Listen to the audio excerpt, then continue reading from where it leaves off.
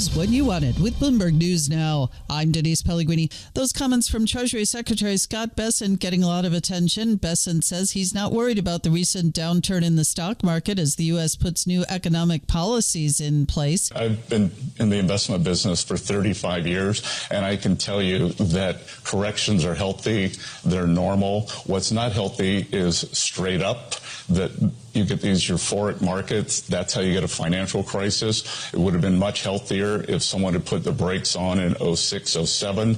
We wouldn't have had the problems in 08. So I'm not worried about the markets. Over the long term, if we put good tax policy in place, deregulation, and energy security, the markets will do great. And Bessent there on NBC's Meet the Press. The sell-off took the S&P 500 into a correction this past week, coming amid investor concern about the economic effects of the Trump administration's moves around tariffs, immigration, and cuts to the federal government.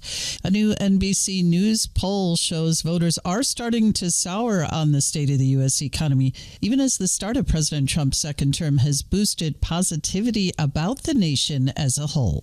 President Trump may speak to Russian leader Vladimir Putin this coming week to push for a quick ceasefire to end the war in Ukraine. That's according to White House Special Envoy Steve Witkoff. I expect that there'll be a call with both presidents this week, and we're also continuing to engage and have a conversation with the Ukrainians. Witkoff on CNN's State of the Union. He met with Putin in Moscow this past week and said the conversation was positive and solution-based. Trump's push for a ceasefire has been controversial, sparking anger in Kyiv and across Europe.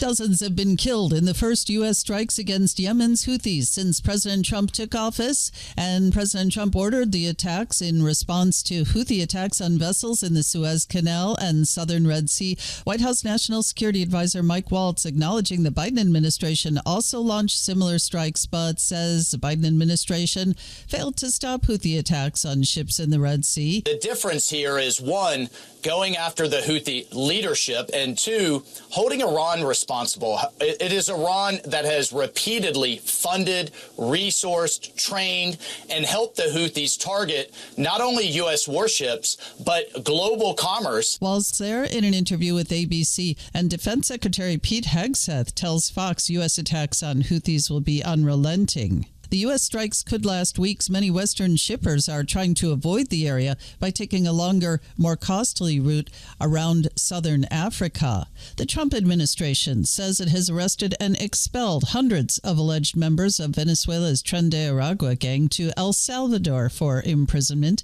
even as a federal judge ordered a halt to some deportations. That's the word from White House Press Secretary Caroline Leavitt, who says the people who were expelled were heinous monsters. The U.S. is paying El Salvador to hold the Venezuelans under an agreement Secretary of State Marco Rubio brokered with the Central American country's president, who said on X more than 230 members of the gang were transferred to a terrorism confinement center. Investors also looking ahead to a Federal Reserve Bank decision in the coming week. More on that from Bloomberg's Karen Moskow. It's a busy economic calendar that begins with a look at retail sales on Monday, as well as business inventories and Empire Manufacturing. Tuesday, we get housing starts, industrial production, and the import price index. Wednesday, the Federal Reserve is out with an interest rate decision. It'll be followed by a news conference with Chair Jerome Powell. We'll also hear from the Bank of Japan. Thursday, it's the Bank of England's turn, along with a report on existing home sales and the weekly report on initial jobless claims. Karen Moskow, Bloomberg Radio. Thank you, Karen. If you're wondering about TikTok's future, Politico now reporting Oracle is stepping up talks with the White House about the software company running TikTok. The report says there's still concern about what role TikTok's Chinese founders would play in U.S. operations.